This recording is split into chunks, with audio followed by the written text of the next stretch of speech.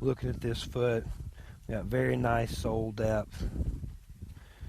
If you have to take away the height, the wall is lifting it up. But if you were down in here measuring the collateral groove depth, I'm at about 5/8 of an inch, maybe up to 3/4 of an inch.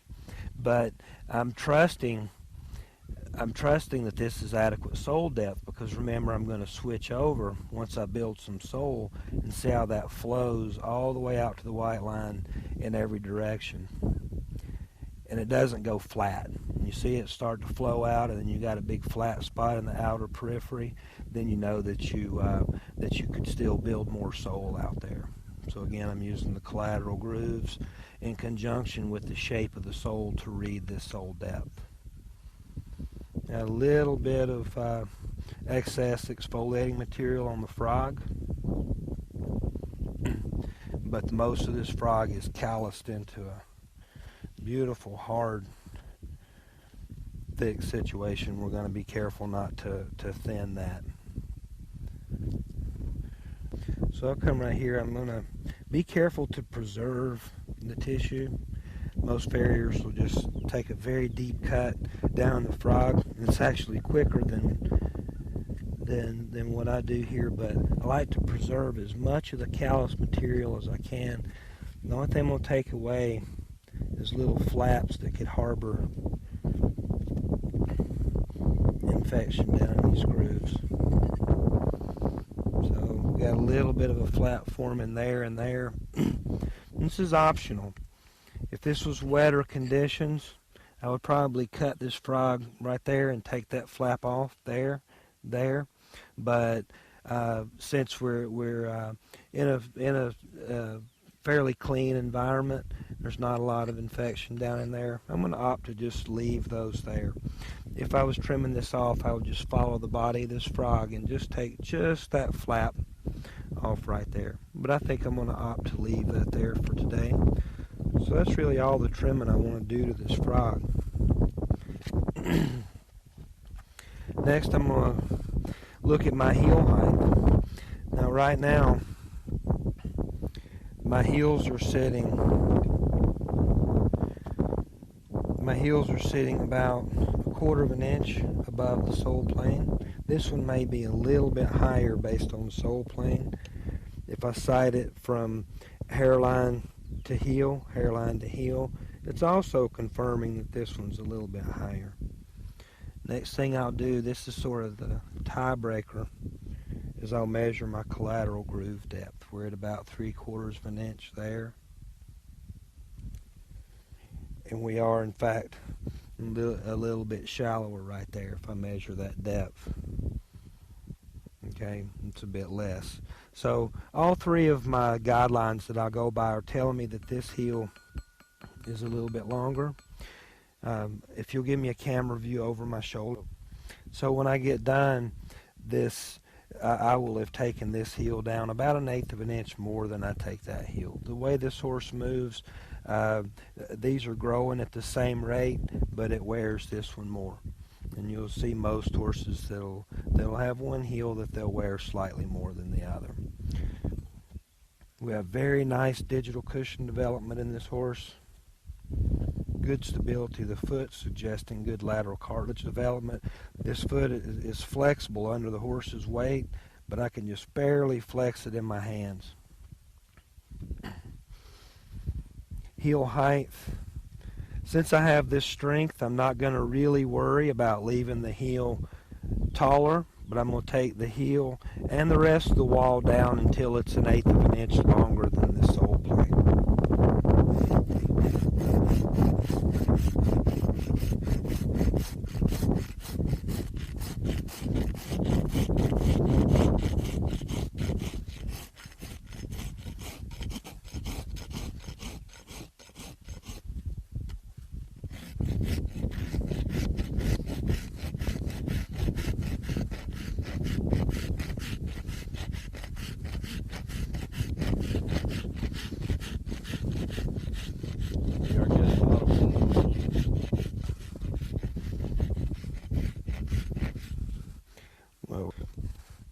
Okay, so this bar is maintaining itself very well, but overall he doesn't wear this side of the hoof as much.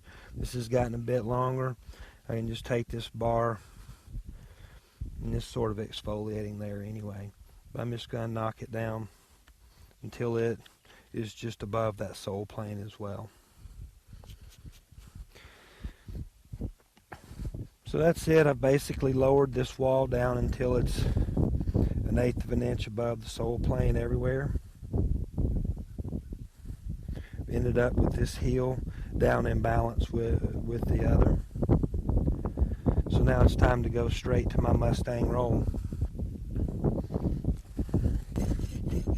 Using the smooth side of my rasp. I'm just putting this on as a straight bevel.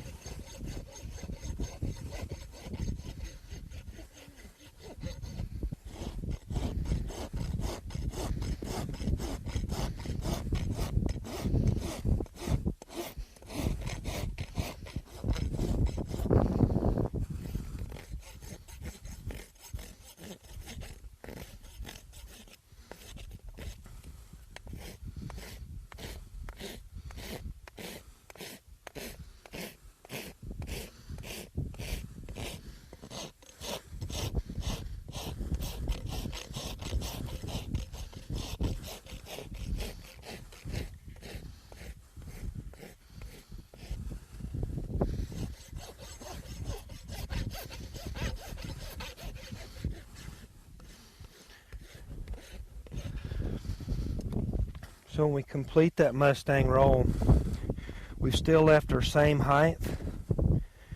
Just 1/8 of an inch above the sole plane everywhere. And just put this bevel all the way around and get a little bit steeper as we come around the toe. Flatten out a little bit to the sides.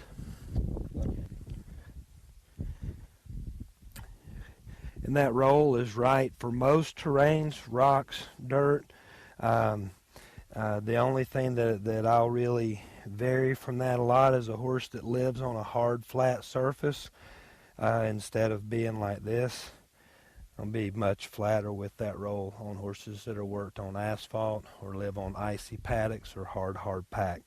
But pretty much and the idea is we're not making the wall passive, but that as it sinks into terrain, we're redirecting some of the energy inside so that we have a compressional force on the lamina rather than a separational force on impact. From the back.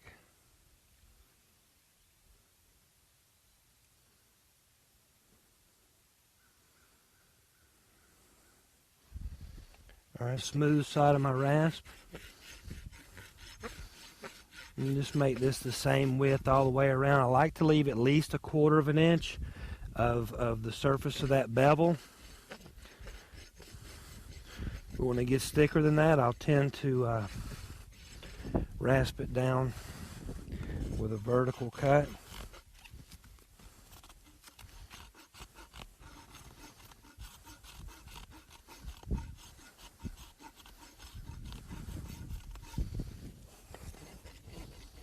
And just match that same width all the way around.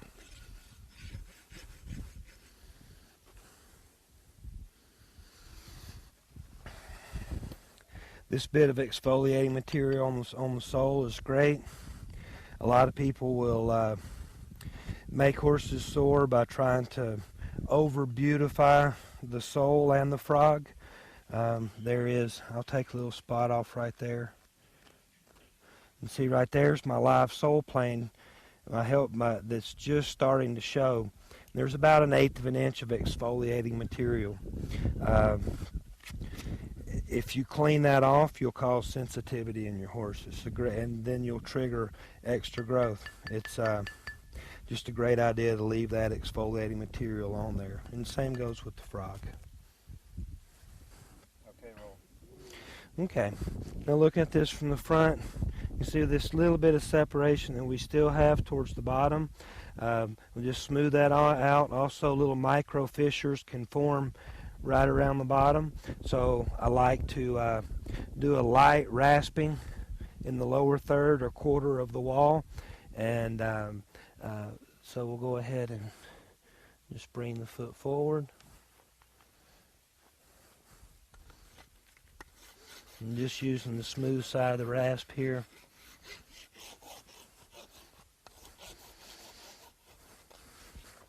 Just a light dressing.